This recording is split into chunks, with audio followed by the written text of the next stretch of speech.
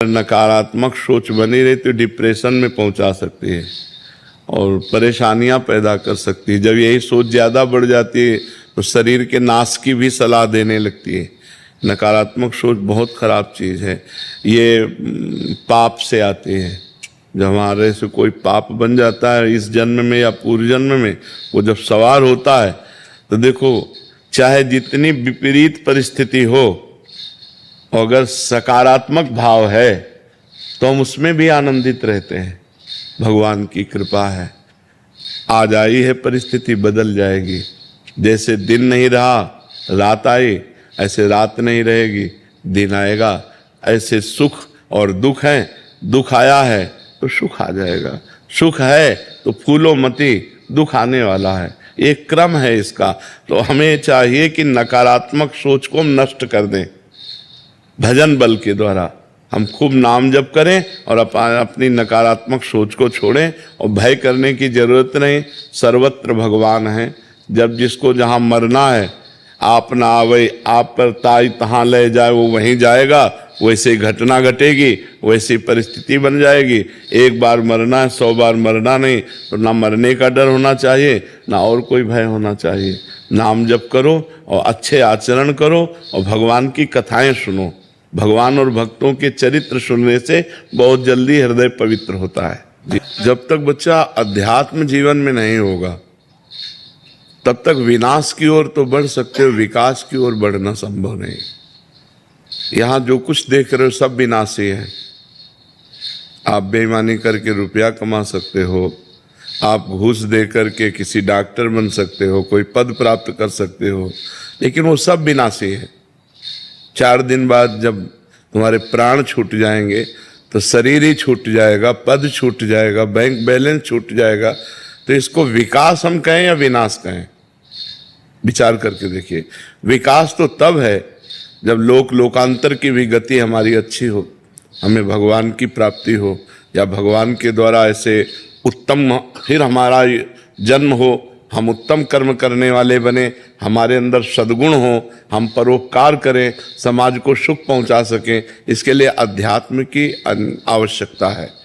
हम अगर अध्यात्म से नहीं जुड़े, शास्त्रों के अनुसार नहीं चले, तो देखो कितना गंदा माहौल है नवयुवकों में। नशा करना और ये गंदी बातें करना है कि नहीं बढ़ रहा है? कई लड़कियों से, कई लड़कों से ऐसे गंदे संबंध बनाना, ये सब क्या है? जो गर्लफ्रेंड बॉयफ्रेंड चल रहा है, ये सब क्या है? ये विनाश की तरफ है या विकास की तरफ है? आप विचार करके देखो। ब्रह्मचर्य का नाश करना, पवित्रता का नाश करना, मन को गंदे संस्कार देना, ये तो विनाश की तरफ जा रहे हो। इसके बाद फिर व्यसन करना, फिर इसके बाद व्यसन के लिए उद्दंडता करना, हिंसा करना, चोरी करना, अपने माता पिता को प्रताड़ित करना, ये सब विनाश की बातें हैं बच्चा।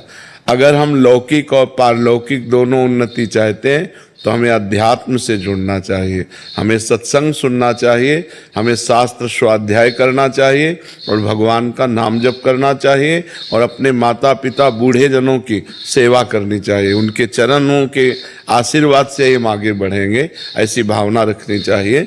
अपने बुजुर्गों को भगवान की तरह पूजे। अगर उनका आशीर्वाद मिला तो भगवान का आशीर्वाद मिला। अगर उनका मंगल भावना हमारे प्रति बनी रही तो सामाजिक और पारमार्थिक दोनों उन्नति हमारी होती रहेगी। हमारा नाम जप, शास्त्र स्वाध्याय, सत्संग और सेवा, ये हमारे जीवन को उठा देगी। और जिसके जीवन में ये नहीं है तो वो जीवन विनाश की तरफ बढ़ रहा है। भले वो अपने को समझ रहा है मैं विकास की तरफ जा रहा हूँ, यहाँ विकास नहीं है, यहाँ विनाश है। अंत कब देखना होता है? परिणाम। बुद्धिमान जन परिणाम देखते हैं।